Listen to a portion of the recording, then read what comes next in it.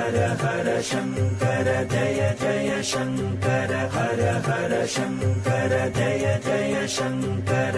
மகா பெரியவாளோட ஒரு பரம பக்தை மயிலாப்பூரில் வசித்து கொண்டிருந்தார்.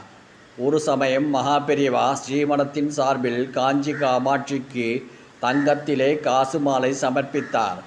இந்த விஷயத்தை அறிந்தும் மயிலாப்பூர் பக்தைக்கு மனதுக்குள்ள ஒரு ஆசை வந்தது. பெரியவா காமாட்சிக்கு காசு மாலை போட்ட மாதிரி நாமும் கற்பகாம்பாளுக்கு காசு மாலை போடணும்னு ஆசைப்பட்டா அந்த பெண்மணி. ஆசைப்பட்டாலே தவிர அதை எல்லாம் பண்ணுற அளவுக்கு வசதி கிடையாது. ஒரு நாள் அந்த பரம பக்தை பெரியவாளை தரிசனம் பண்ண போனார்.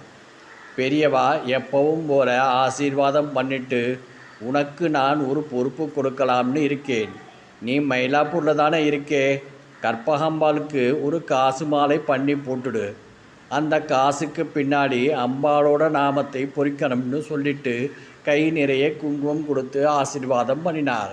மனசில் இருக்கிறதே அப்படியே சொல்லிட்டாரேன்னு அந்த பெண்மணி, நான் அடிப்படை தேவைக்கு போராடுற ஒரு சராசரி குடும்பத்திலே இருக்கேன்.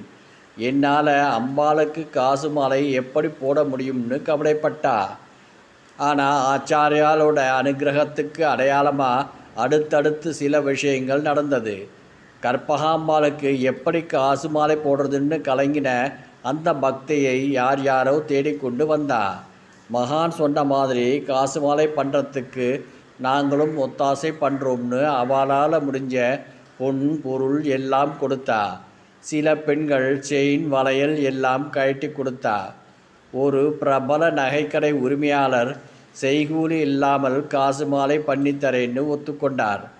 தங்க காசு மாலை வேகமாக தயாராகிடுத்து. அதை பெரியவாக்கிட்டே எடுத்து கொண்டு போய் ஆசீர்வாதம் வாங்கிண்டா. அந்த பெண்மணி காசு மாலையை அம்பாளுக்கு சாத்தும் பொழுது மகான் கற்பகாம்பாள் கோயிலுக்கு வரணும்னு மகான்கிட்டே வேண்டிண்டா. ஆனால் அதுக்கு எந்த பதிலும் சொல்லாமல் மென்மையாக புன்னகைத்தார் மகான். ஒரு நல்ல நாளில் பூஜை புனஸ்காரங்களோடு அந்த காசு மாலையை அம்பாளுக்கு பக்தர்கள் சமர்ப்பணம் பண்ணினார். அந்த காசு மாலையை அம்பாளுக்கு சமர்ப்பிக்க சிவாச்சாரியார் தயாராக இருந்தபொழுது அங்கே ஒரு பசுமாடு வந்தது. அது மாலையை மிதித்து விடுமா, இல்லை பூவையெல்லாம் கொட்டி விடுமா என்று எல்லோரும் பயந்தார். ஆனால் அந்த பசு எதையும் லட்சியம் பண்ணாமல் எல்லோரையும் விலக்கி கொண்டு முன்னாடி போய் நின்றது. சிவாச்சாரியார் காசு மாலையை சாத்திர வரைக்கும் அங்கேயே இருந்துட்டு அப்புறம் அங்கிருந்து போயிடுத்து. எல்லாம் நல்லபடியாக நடந்தாலும் மகான் அதில் கலந்துக்கலேங்கிற வருத்தம் அந்த பெண்மணிக்கு இருந்தது. மாலை சமர்ப்பிக்கப்பட்ட விஷயத்தை சொல்கிறதுக்காக மறுபடியும் எல்லோரும் ஸ்ரீமடத்துக்கு போனார். வந்தவாக்கிட்டே பெரியவா சொல்கிறார், காசு மாலை கற்பகாம்பாளுக்கு கச்சிதமாக அமைந்தெடுத்து போலிருக்கேன்னார். அதுக்கப்புறம் பெரியவா வரலையேன்னு வருத்தப்பட்ட அந்த பெண்மணியை பார்த்து, காசு மாலை சாத்திரப்போ ஒரு பசுமாடு வந்ததே, நீ கவனிக்கலையோன்னு கேட்டார். பெண்மணி, நீங்கள் தான் பசுவாக வந்தீர்களா என்று நான் தழுக்க ஆனந்த கண்ணீரோடு பெரியவாளுக்கு நமஸ்காரம் பண்ணினார். ஒரு பரம ஏழையோட ஆசையை நிறைவேற்றி கொடுத்து பசுவாகவும் எழுந்தருளி இருக்கிறார். அவர் பாதார விந்தங்களை வணங்கி வழிபடுவோம்.